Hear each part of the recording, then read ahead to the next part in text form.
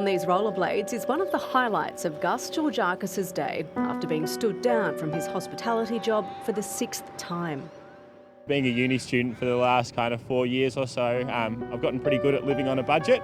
Gus's bar work helped support him during his university studies, but since graduating a few months ago, he hasn't been able to secure a job linked to his science degree, and now he's given up. Hoping that maybe there might be a few more graduate roles kind of in that summer internship sort of period. It's people like Gus who will start to show up in the labour force data.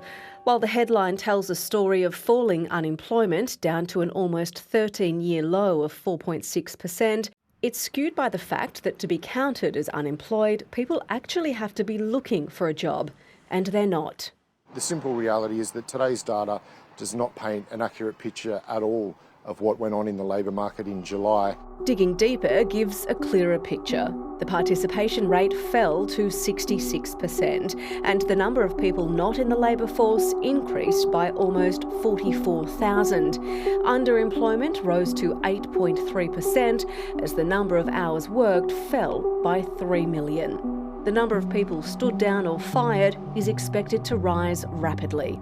I think we're looking at a huge number over the next couple of months. In Sydney alone, it could be 300,000, and if Victoria stays in an extended lockdown, well, we're looking at a few 100,000 in Victoria. The Treasurer admits the headline is deceiving, and workers in New South Wales, who account for almost a third of the nation's workforce, have been particularly hit hard. With a fall in the number of hours worked in the month of July of 7%.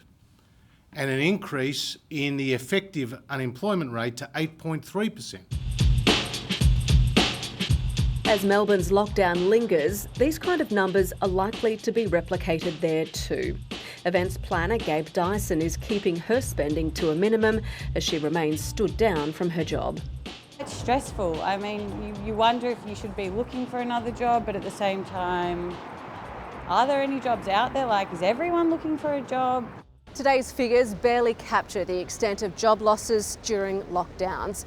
In an indication, though, of what's to come, the number of employment ads fell as much as 14% in New South Wales and 4% nationally between June and July. Fewer jobs and more people out of work is not a combination anybody wants to see. The impacts of worrying about if I'll have a job in my industry because there won't be any work, and the more lockdowns we go into, the less money, the less revenue that's coming in. I could lose my job because of that. As lockdowns continue, it's likely more people like Gabe will face increasing stress about whether they'll work again.